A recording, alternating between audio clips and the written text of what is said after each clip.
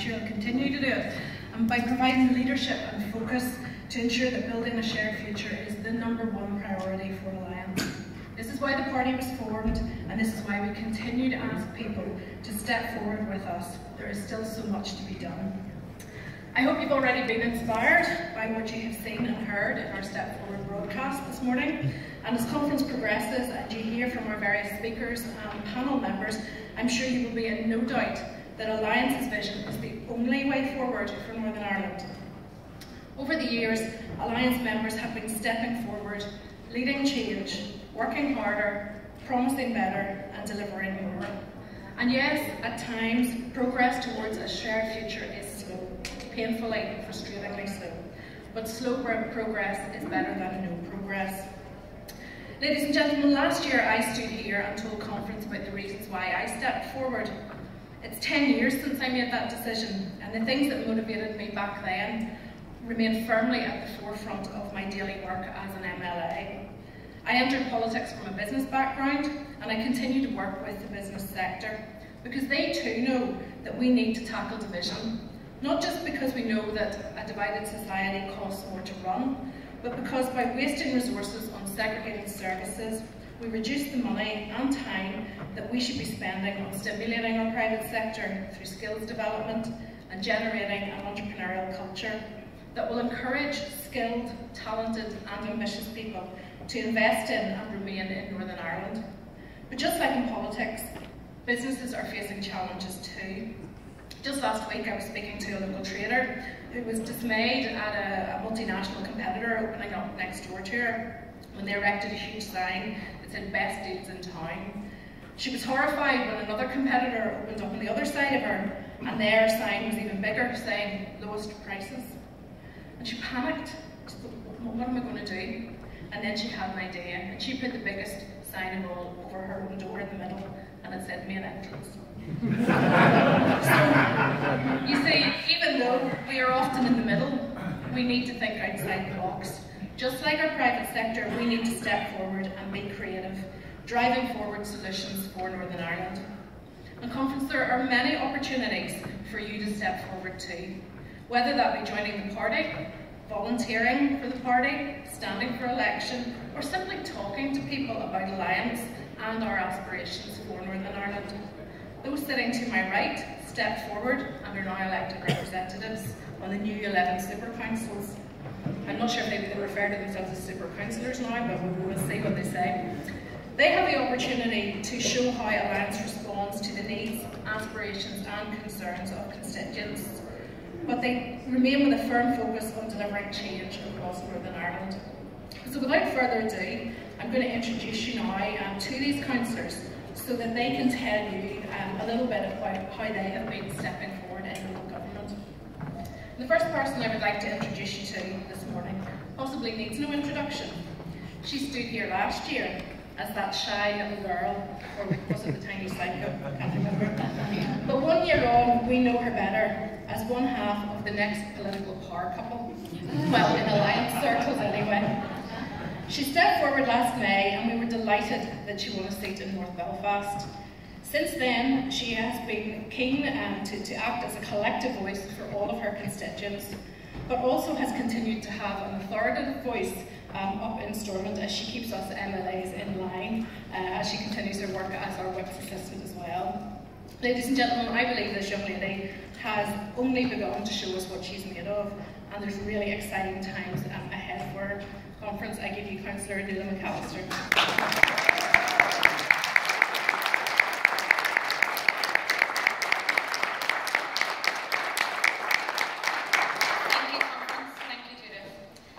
I was delighted to address conference last year as a new candidate stepping forward to represent Alliance in the Castle area of North Belfast, an area that had been without an Alliance representative for almost 10 years. Today, I am more than delighted to be addressing you as a Belfast City Councillor.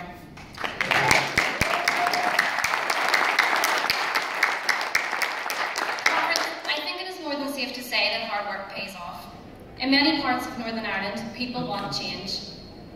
They want a voice that represents everyone, a voice that represents progress. If we demonstrate that we have our feet on the ground, our result in Castle proves that the voters will back us. Today, conference, I would like to talk to you about my experiences as a newly elected councillor. I would like to talk to you about the many community groups I've met, the rewarding casework I've completed, and the positive engagement with the young people in my area. But instead, I will be talking to you about what I've encountered most: walls. Walls come in all different shapes and sizes in North Belfast. We have plenty of them. We have the many so-called peace walls, walls acting as a grim reminder of the bitter divisions that still exist today.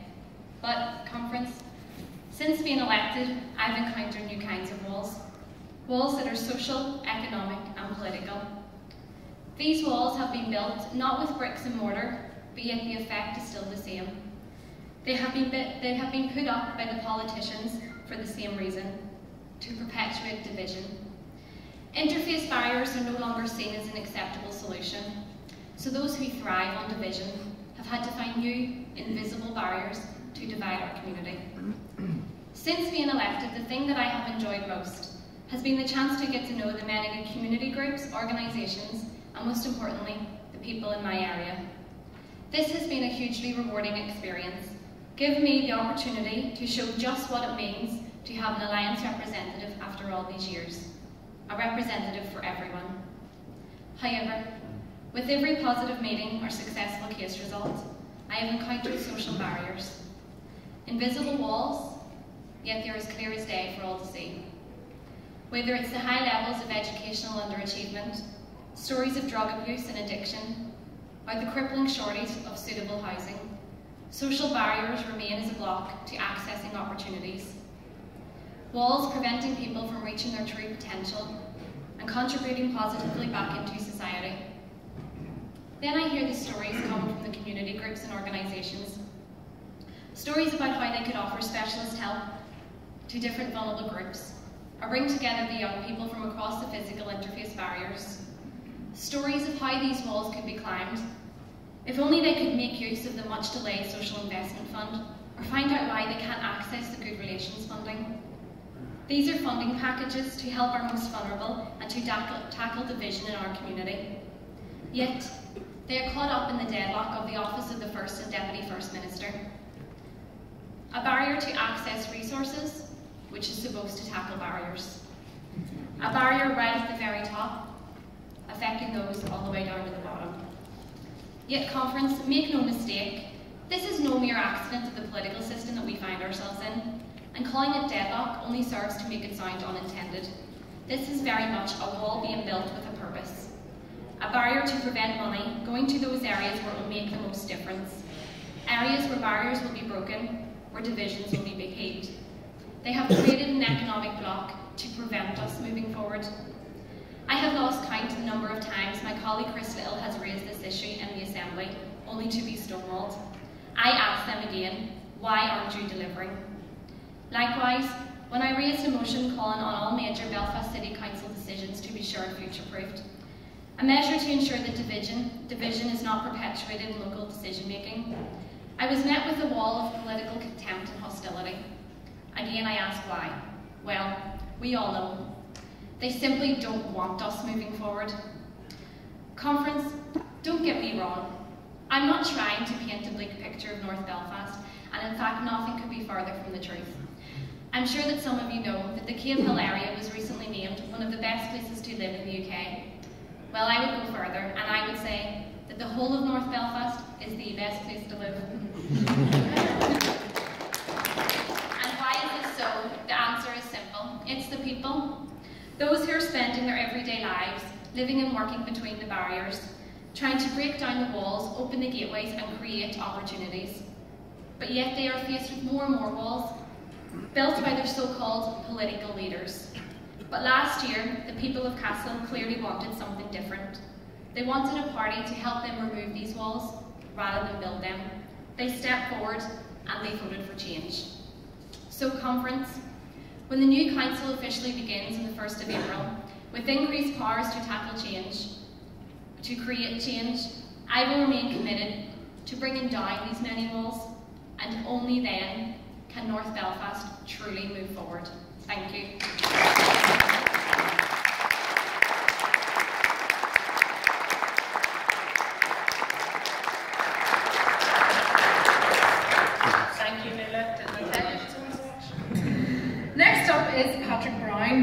Now, some of you may not have met him before, and indeed some other parties complained that constituents had not even met him before they voted for him.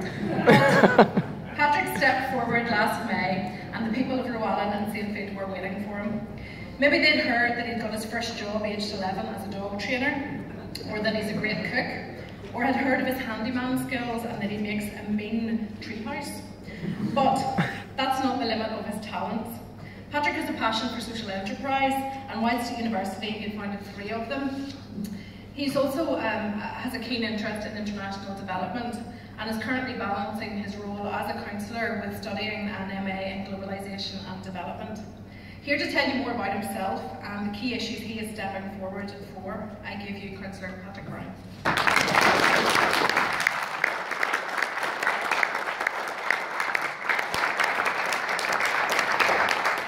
Thank you, Judith. Thank you, conference.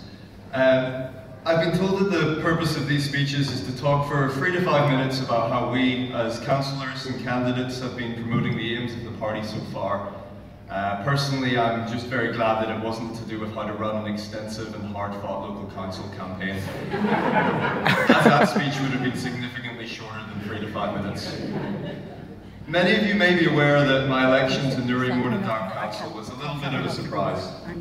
A little under a year ago, I was preparing to interview the party leader for my dissertation.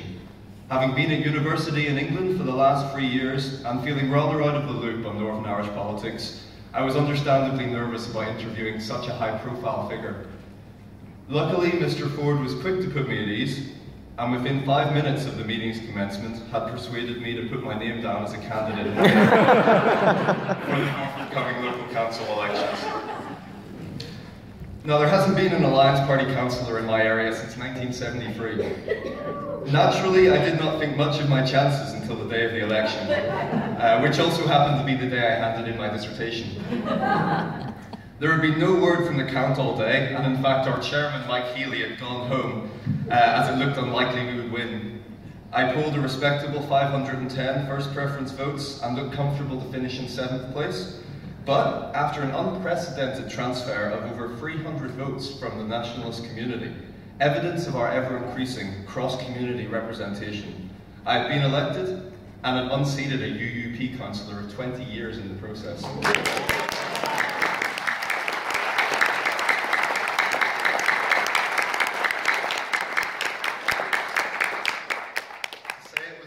Would be an understatement, but actually, on reflection, it had started to feel less so. I had somehow won an election whilst being in a different country without putting up a single poster or knocking a single door. Most of my family didn't even know I was running. But the result wasn't about me. After the result, Danny Kennedy was a little annoyed that his councillor had lost his seat to a 22-year-old upstart. To which Mr. Ford rightly pointed out, if Alliance could win a seat with no effort whatsoever, what does that say about UUP candidates? But I want to look at that statement another way. If Alliance can win a council seat in South Down with no effort, what does that say about changing attitudes in not just my area, but perhaps in Northern Ireland as a whole? Now, I'm not suggesting that we abandon all campaigning in East Belfast in favour of my more minimalist approach. In fact, I'm delighted that I've had the chance to get involved with the East Belfast campaign and hope to continue to help the party retain that vital seat. Despite me personally riding in on the back of a party vote, I don't intend to be a token councillor. I joined the Alliance Party just a few months after I turned 18, uninspired by any of the 4 main parties that we learnt about in A-level politics. I very enthusiastically stood for the Rowan ward in the 2011 council election at the age of 19. I have been, for as long as I have been politically interested, an Alliance Party supporter. And I believe that I am representative of a generation of potential Alliance Party supporters. I was born at the end of the Troubles, into a moderate family background, and was educated in an integrated school. The idea of a shared future has never seemed even the slightest bit questionable to me, and that's the message that I want to bring to Newry Mourne and Down Council. So far, this has meant standing up to tribal majoritarian politics. It's meant proposing a voting method that would stop Sinn Féin getting their way and naming our council Newry City, Mourne and Gullion, excluding any mention of County Down. It's meant forming alliances with smaller parties and independents to make sure that we have a say on the party representatives forum. And when the issue of Raymond McCreesh Park is passed to our council, which incidentally is one of the things that me and Mr. Ford discussed this time last year, it will mean standing up to provocative politics and providing a voice of rationality and compromise in South Down.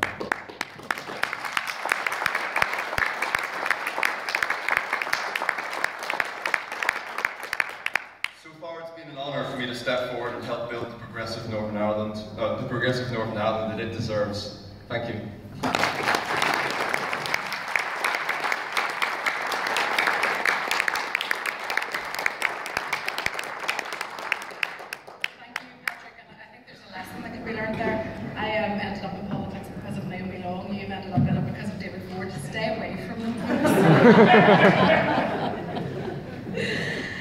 Okay, our next local councillor is Amanda Graham. When I was putting together some facts for this introduction, I learned that she spent over 30 years in the hospitality industry before realising her true calling, that was to cheer up grumpy.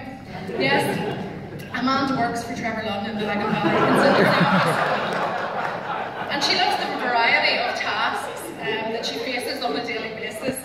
Dealing with planning issues, helping people through welfare applications, campaigning for better roads, oh yes, and cheering up grumpy. Since being elected in May, Amanda has stepped forward and put her business skills to use. In the new Lisburn and Castlereagh Council, she has made a key contribution to the striking of the rates process and is keen to continue to work on the Corporate Services Committee to ensure better value for money for ratepayers. So I'm now going to hand you over to Amanda and she can tell you a bit more about herself and what she's working on.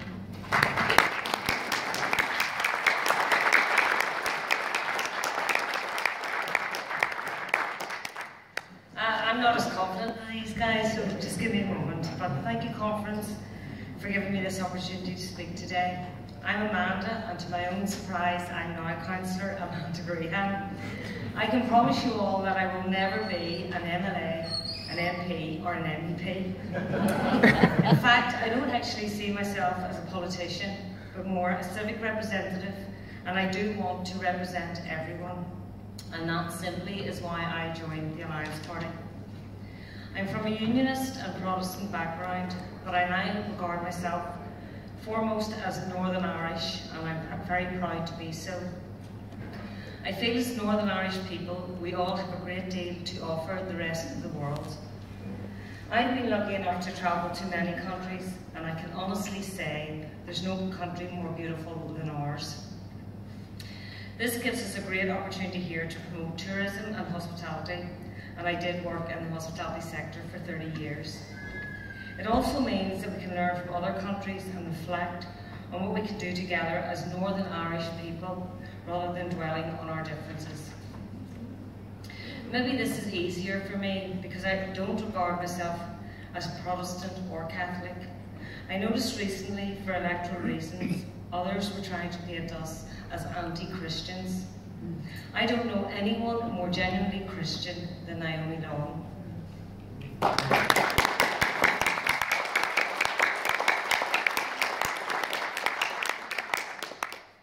as it happens, I do count among my friends and clients at the Lagan Valley office Muslims, Hindus, Catholics and Protestants.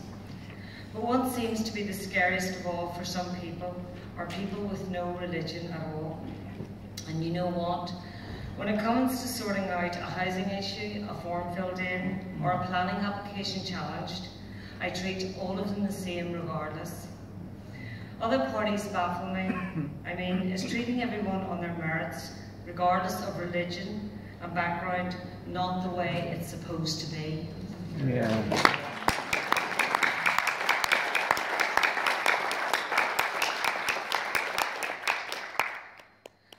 I respect the national flag and the flag of any other country, and I agreed with and supported the decision by our councillors on Belfast City Council to support the obvious compromise option when the issue was raised. I understood that for some people that would make the City Council and its offices more welcoming, while others would still know that the Union flag would be flown in the same way as it is across the UK. Seeking compromise is what representing everyone means. To do anything else is to act on behalf of only one section of our people. That desire to represent everyone fairly applies to justice too.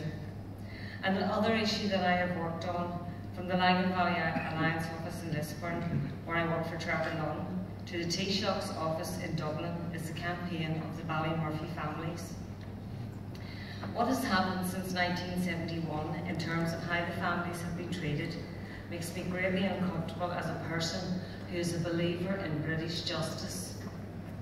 It is not somehow un-British to support people seeking justice just because they come from a different nationality, identity and religious background. Equality and fair play should not challenge anyone's Britishness, they should complement it.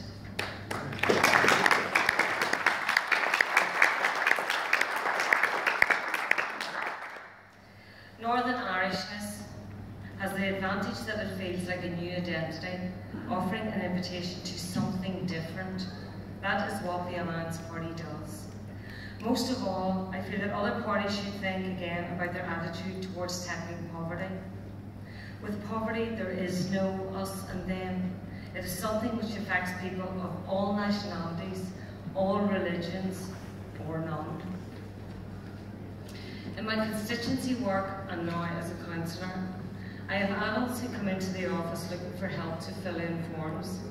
It isn't because they can't answer the questions, it's simply because some of them can't read or write. I have families coming in for food vouchers who feel ashamed, but they have no other choice. Some people might say, oh, they should get a job, but my question is, where are the jobs? Stephen Farry is doing his best on further education and skills training, but he needs help from other departments to provide the jobs. I've been to temporary accommodation, homes where a mother and her children have to stay until a house becomes available, and I can honestly say the homes were unfit for purpose, and I felt ashamed that that was the best that I could do. I could give you loads of examples that most people like to think wouldn't happen in Northern Ireland, but they do. Because too many politicians put divisive quarrelling around identity ahead of delivering for everyone. I ask the question, if our social welfare system is in such good shape, why are people coming to me in distress? As a councillor, I will work for everyone on social issues, planning, economic development and ensuring value for money services from the new council. I know that this will be challenging, but I say for myself and my fellow councillors in Lisburn and Castlereagh, we are up for it. Thank you, conference.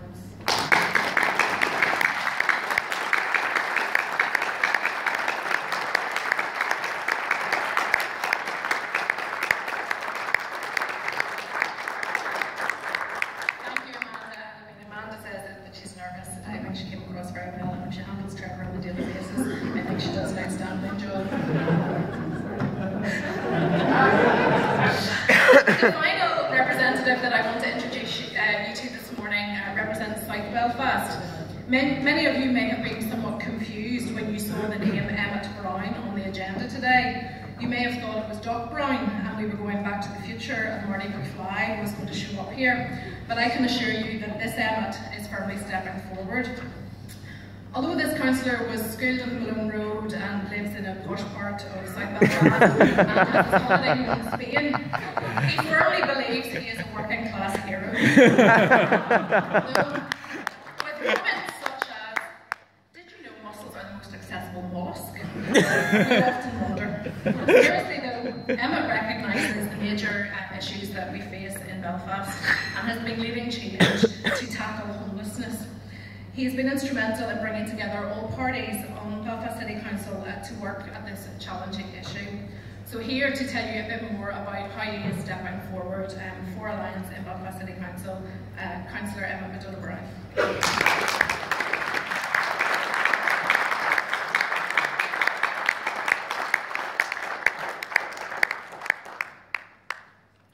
What an introduction. Right. Well, first of all, thank you, Judith, and thank you, conference. I'm delighted to be with you today as we start our 45th annual conference here in Armagh. And I'm also delighted, conference, to represent our party in Belfast and to be part of a team which has grown now to be the third largest in the city. So it's thanks to your hard work and support for our candidates that we are the force that we are. So thank you, conference.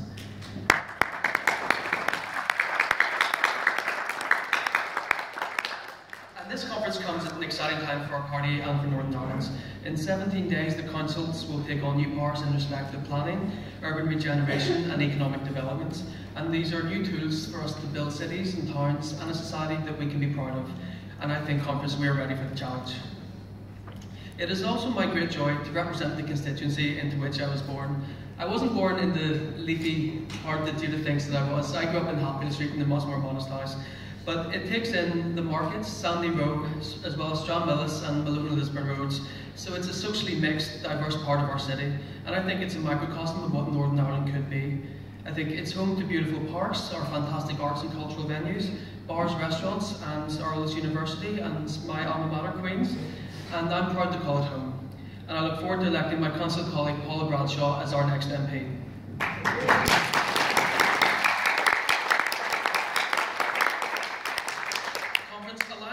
Of optimists, we are the party of hope. We believe, to quote Seamus Heaney, that a further shore is reachable from here. Our vision of a shared future is at once the most obvious and the most radical idea in our politics. It means nothing less than the transformation of our society. It requires us to reimagine the possibilities for those who come after us, and conference, we will be the people to lay the foundations for that change. Our party was founded to heal the bitter divisions that exist within our society. When we look around, conference, we can see how necessary and urgent that work is. We know that a politics of us and them cannot deliver the society that we want. When we see the cynical debasement of equality as a weapon to break political opponents, the needless provocation of curry my yogurts, we know that surely, conference, we are better than this. We must learn to disagree civilly, to identify opportunities to work together, and never lose sight of the chance that we have to build a city and a Northern Ireland to be proud of. We must address the mutual suspicion in our body politic. If we don't, then we will not live together as brothers and sisters, and instead we will perish certainly as fools. We know that division costs us financially as well. By some measures, £1.5 billion a year, or around a tenth of the block grants. This is money that we spend maintaining and servicing a divided society, or using police to deal with contentious issues that our politics has so far failed to resolve. This money pays for duplicated services, which, if reorganised, could free up resources for other priorities. Are we really content with one for us and one for them? Why not consider a Belfast of diversity, of inclusiveness and solidarity, and imagine a city which is at ease with expressions of Irishness as it is with expressions of Britishness? Conference, the question is no longer whether we build a shared future, but how we build a shared future, and I believe that we are winning the arguments.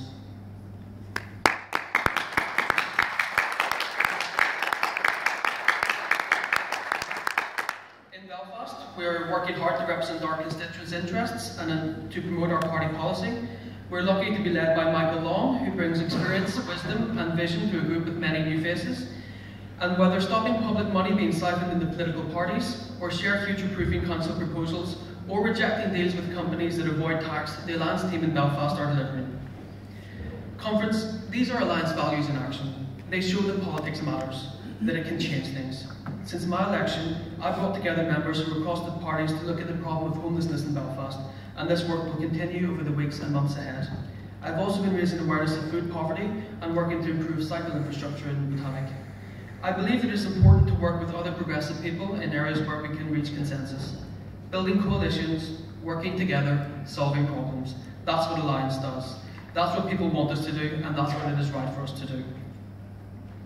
As the new Belfast Council comes into being in a few weeks' time, we challenge ourselves again to build a city which is prosperous, safe and harmonious. We know that we will need to grow the rate space if we are to provide the services which people rely on. That will involve bringing businesses into the city centre, which has suffered through the downturn. It will also mean repopulating the city centre too. And these are areas where planning and regeneration powers will make a difference, and with the right leadership, Belfast will be transformed again. And that is our mission, conference, to transform our society. We are the party of hope. Change does not come inevitably, it comes because people demand it, and they're supported by people who are willing to work for it. Let us be the change that we've been waiting for, conference. Thank you.